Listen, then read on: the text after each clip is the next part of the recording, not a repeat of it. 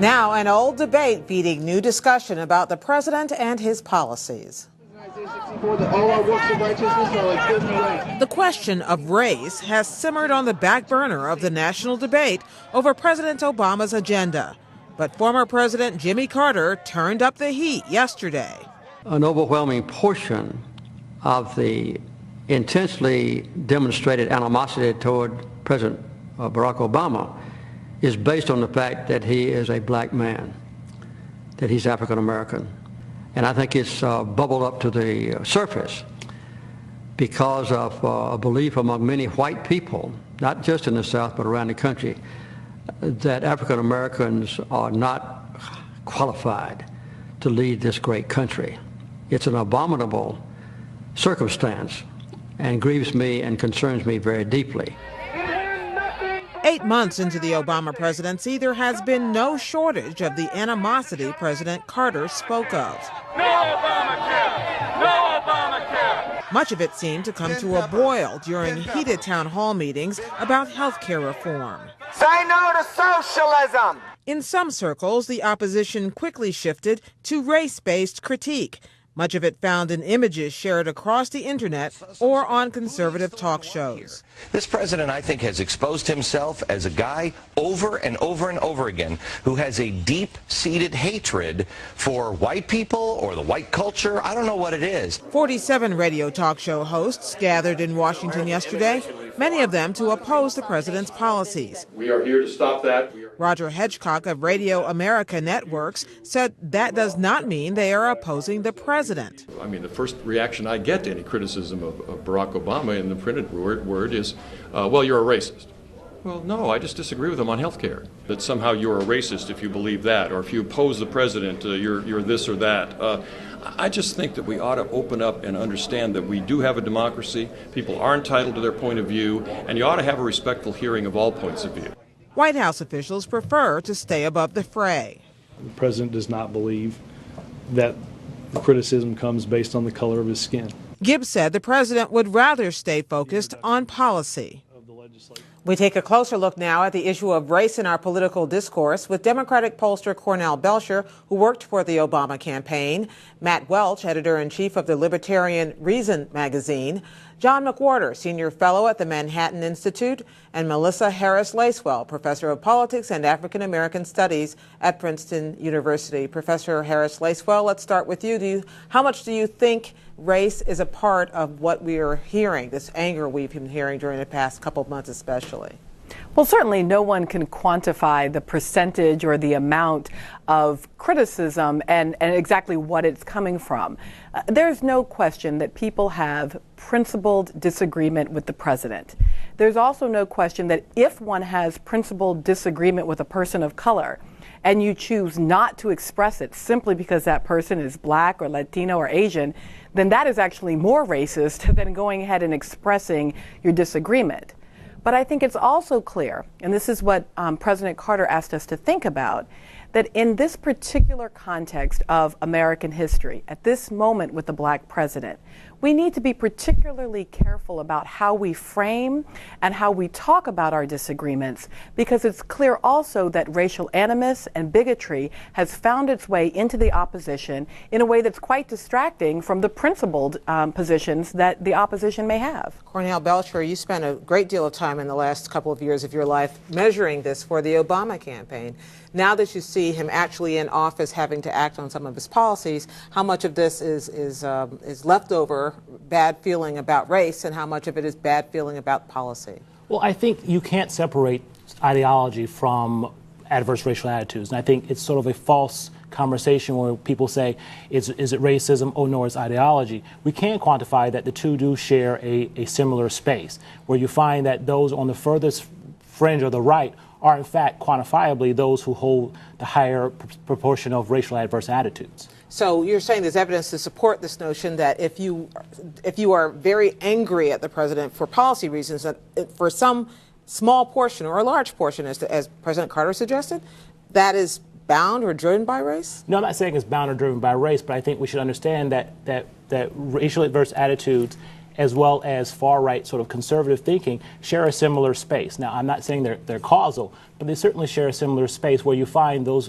voters with the furthest right sort of ideological bent are also those with the highest percentage of racial adverse attitudes. So I'm not surprised when I see some of what I saw on the lawn with the Tea Party thing going on, some of the signs I saw and some of the attitudes I have there. I mean, I'm not making a value judgment of it, but you can quantify that those voters are the ones who hold the most racially adverse attitudes, so it does slip into the conversation. Matt Welch, what do you think about that? Reason Magazine has covered a lot of the Tea Party protests and the concerns. Have you been picking up that space that's occupied by people who are unhappy about the president's race is also occupied by people who are unhappy with his policies? Here's how I approach the problem. If this is true, if there's a significant percentage of people who are motivated by, let's say, racial anxiety, not outright racism, in their opposition to Obama, then what else would we see? How would we expect that to manifest itself? I would expect it to manifest itself at minimum with people expressing, whether it's in their signage or in their conversation, concerns about hot-button racial issues, affirmative action, immigration, welfare queens, and whatnot. What I saw going out in the crowd and actually talking to people was almost none of that. We saw a lot of different signs out there, but the vast majority of people that I talked to and the displays that they were making was actually pretty coherent. They were against government overreach in spending in their lives and in the economy, and I saw a precious little, and I even tried to tease people out, like, what do you think about that Obama character? Is he legitimate? Is he not? A lot of people said, hey, I like the guy, I disagree with his policies. So I have a hard time going to the next step and assuming that their motivation is something that is somehow sublimated that I can't measure. How about that, John McWhorter? Is there a subliminal message here, or is Matt Welch right that maybe we're overstating what the source of people's discontent is? Well, it's a difficult issue, and that's an inherent part of this, that we really can't know where to draw the line because we don't have the psychological tools yet. But I personally feel that, for example, Joe Wilson would not have yelled the way he did if the president in an alternate universe had become, say, John Edwards. But it's a gut feeling. We can't know. And that's why I feel that with all of this, let's say that racism was a part of it. It's my gut feeling that it is. We're at the point where the question is how significant it is. Whatever role racism is playing in all of these criticisms, it's not going to chase the man out of office. It's not going to make much of a difference in whether he does or doesn't get reelected. And the racism itself is not going to derail health care or anything else. So my question is not whether racism is involved. I suspect that it is. But exactly what are we talking about, and why are we elevating it as if there's something alarmist about it when maybe it's just a rather mundane fact? So you're suggesting, John, that even if this is racism, even if it's the worst possible interpretation in people's actions, it doesn't really matter that much? You know, frankly, yeah. I think that there is racism that does matter, but when we're talking about these kinds of attitudes, these tinctures of feeling that we can't quite even get a handle on, it seems to me we outlawed legalized discrimination and segregation, and socially we have prescribed open bigotry, and so it's practically equivalent to pedophilia, and that is fine. But are we ever going to reach a point when, as human beings, we can eliminate all race-based bias completely? I don't see it. I don't know how that would happen. And so what we're seeing is a rather unfortunate kind of breach of civility.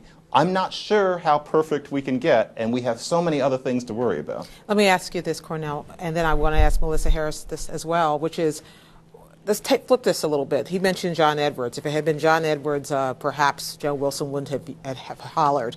If it were Hillary Clinton and it was a gender issue, can you imagine that we'd be having this same debate based on gender? I think you have to understand sort of the passion and the brutality that has been our history of race matters in this country is different than what it has been around gender. I think there are absolutely stereotypes that every woman running for office has to deal with, she has to overcome. The same way there's absolute stereotypes that every African American or Hispanic running for office has to deal with and overcome in order to inoculate themselves from that. I don't think that it would be as passionate, but would Hillary Clinton or a woman, have to deal with the same with stereotypes that have to do with gender? Absolutely, it's part of the American society. And it's a part of American society that this president should speak to, or should just let play itself out? I mean, do you agree with John McWhorter that this is just Even if it is racism, so what? Well, see, I mean, I'm not calling them racist in a way that's making a value judgment of them. Certainly, they certain piece on the far right, they hold adverse racial attitudes, but we have to understand those adverse racial attitudes in order to move the conversation ahead. We're two very different countries racially, where right now you have a majority of whites who, frankly, do think we're post-racial because they think African Americans have the same advantages that they do, while African Americans do not. And you have a large swath of whites right now who are just as likely to see reverse discrimination as an issue as classic discrimination. So unless we're having these conversations and understanding each side, we can't move forward. We just lost Melissa Harris Lacewell for a moment. We'll get back to her. But Matt Welch, I want to ask you about this reverse discrimination idea. Have you been hearing that as well? People saying not only am I not a person who's guilty of racial bias, but in fact people are directing it at me. You know, not that much. You hear some of that, but I mean, think about it. We just had a 2008 election. This is 7 years, after we were attacked by 19 foreign hijackers, and a guy who is not very well experienced in foreign policy, whose middle name is Hussein, who is black, he wins overwhelmingly in this country. I think we lose sight sometimes of the fact that we've made incredible progress. We have a much more tolerant country, I think, than people realize. And we didn't actually see much in the way of racial politics in the 2008 election. We haven't seen it in the leadership of the Republican Party with their last 3 major presidential candidates. So I think that we're looking for this sort of culture war boogeyman that's largely gone to the sidelines. The white resentment candidate in 2008 for the Republican side maybe was Tom Tancredo. He got drubbed. He got nowhere. So I think it's important to realize that maybe there is some of that racial anxiety in there. I assume that there is, but it's not a dominant, or I don't think even a significant animating feature in either Republican politics or American politics, because racism isn't popular. Cornel Belcher, you were smiling just now when he made that point. Why? I was smiling because frankly, I think, we're not going to pretend that racial attitudes and sort of the race card isn't still played in American politics. It has been for a while. I mean, I remember a couple of years back, the chairman of the Republican Party apologizing for the Southern strategy. So I don't think we're that far removed from it that it stopped being played and still part of American politics. I think the beauty is we're overcoming it, and you see President like Barack Obama was able to overcome those stereotypes in a way that many black people didn't think would happen in their lifetime. I can hear it all, yeah. Yeah, Melissa Harris Lacewell is back with us. I want to bring you back in this conversation. Tell us do you think that this discussion that we are having right now, is healthy or is it corrosive? Well, I think it's just slightly misguided. We're pretending as though racism is a thing that we can identify. Is that an apple or is it an orange? And then we can have an argument about the characteristics of it and determine whether it's an apple or an orange. But race, of course, is socially constructed. It's given meaning in the context of history and time and space. And so the big question on determining whether or not something is racist or the impulse is racist or if there's racial animus, we have to be careful about who has a right to describe, define, and call it that. It's almost universally true that nativist sentiment, nationalist sentiment, racist sentiment is not called that by those with those impulses, and that it's in fact people like President Carter, African Americans in ordinary conversation who are saying, wait a minute, I feel uncomfortable with how my fellow citizens are representing this critique. And I think we fail if we don't allow those voices to have a very strong say in whether or not these behaviors constitute racism. Just a really good example, there was a time when you could use the word Negro. It was the appropriate word to use when talking about African Americans. If you use Negro now in polite conversation, not in historical conversation, it's considered a term of racism.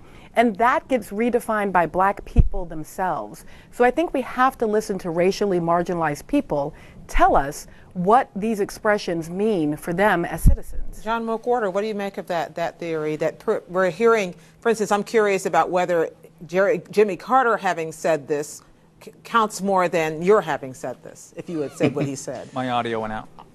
I actually think that it is a very important thing that Jimmy Carter has mentioned this. I don't think there's any harm in pointing out the fact that racism may or even does play a part in what's going on. But it just seems to me that it used to be that we were talking about how the racism out there might keep Barack Obama from the White House. I found that to be a very urgent issue. This time, we're saying that the racism, well, what? We're really just describing something that's not going to go away anytime soon, and I don't think really has that much effect upon the way our lives and the way the government of our lives is going to be going. So you're saying... And so as a result, I just think that really it's like saying they're mosquitoes. Yeah, there always will be, but we have other things to think about than the fact that they're mosquitoes. So whether it's Jeremiah Wright or Henry Louis Gates Jr. or what Jimmy Carter said about this, the teabaggers or whoever, it's always going to be with us? Well, in some form it is, and in some cases we need to sound the alarm. In other cases, I think they're just bigger fish to fry. Bigger fish to fry, Matt Welch? You know, what I would encourage people to do is, while continuing to look for legitimate expressions or illegitimate expressions of racism in a country that's been torn by the issue and by the existence of it in times past, also keep an open mind about taking people at their word about what they're talking about. The one way that I see that this discussion has been somewhat corrosive, or the potential to be corrosive, is that people have been actively using this sort of broad brush of the anti-Obama protesters as all birthers, or, you know, racists or whatever, as a way to not listen to what they're actually protesting and saying. It's a way to delegitimize people from the debate. I think that's unfortunate, and it doesn't lead to a kind of advancing of any kind of discussion. So balancing those things is an impossible task, and we're part of that process right here, and we should continue it. But keep an open mind of actually listening to what people say they're interested in. Quick question. What should the president say? Anything? I think the president needs to focus on passing health care. Okay, Cornell Belcher, Matt Welch, Melissa Harris Lacewell, and John McWhorter, thank you all very much. Thank you.